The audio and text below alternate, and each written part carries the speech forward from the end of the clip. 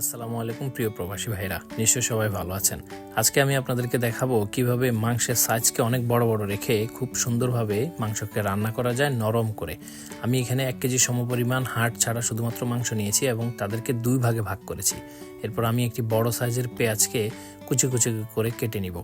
আমি আজকে যে মাংসের রান্নাটা আপনাদেরকে দেখাচ্ছি, এখানে কিন্তু মাংসের সাইজগুলো অনেক বড় বড় থাকবে এবং খুবই নরম তুলতুলে হবে। এরপর আমি 1 কাপ পরিমাণ আদা এবং রসুনকে একসাথে মিক্স করে ব্লেন্ডার করে আমি মাংসের মধ্যে এগুলোকে ঢেলে দিব। পরবর্তীতে আমি পরিমাণ মতো লবণ দিব। এরপর আমি 8 থেকে 10 পিস লং দিব। পরবর্তীতে আমি 20-25 পিস গোলমরিচ দিব। এর পরবর্তীতে 6-7 পিস আমি এলাচ দিব এবং সুগন্ধি বাড়ানোর জন্য কিছু গোটা জিরা দিব। তারপর আমি এখানে কাঠ মশলা, এরপর তেজপাতা দিয়ে দিব। পরবর্তীতে আমি এগুলো চুলো বসিয়ে দিলাম, চুলোটা জ্বালিয়ে দিলাম।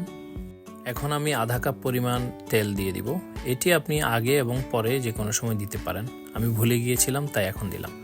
পরবর্তীতে আমি প্রায় 40 মিনিট এই মাংসটাকে ঢাকনা দিয়ে ঢেকে সিদ্ধ করব, যাতে মাংসটা নরম হয়ে যায়। সিদ্ধ হয়ে গেলে এরপর হলুদ দিয়ে দিব প্রায় 1 চামচ, মরিচ 1 চামচের একটু কম, যেহেতু আমি ঝাল কম খাই। ধনিয়ার গুঁড়া দিয়ে দিব প্রায় 2 চামচ সমপরিমাণ।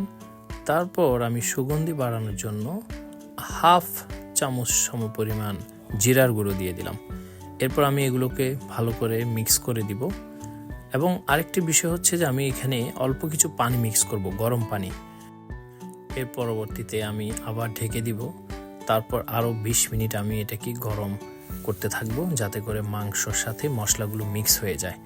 এর পরবর্তীতে আমি মাঝে মধ্যে প্রতি 3-4 মিনিট পর পর নেড়ে দিব, মাংসগুলো যেন পাতিলের মধ্যে না লেগে যায়। আশা করছি এর মধ্যে পানিগুলো শুকিয়ে যাবে এবং মোটামুটি হয়ে যাবে। এই যে আমার মাংসটি রান্না হয়ে গেল, পানিগুলো শুকিয়ে গেল। এখন দেখুন কি সুন্দর একটি কালার এসেছে। আপনারাও চাইলে ঠিক এভাবে তৈরি করতে পারেন।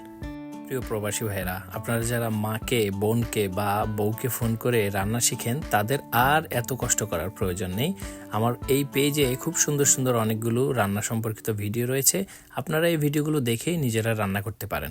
এবং সবচেয়ে বড় কথা হচ্ছে, আমি খুব কম মশলা ব্যবহার করি এবং খুব সুস্বাদু হয়। ধন্যবাদ সবাইকে।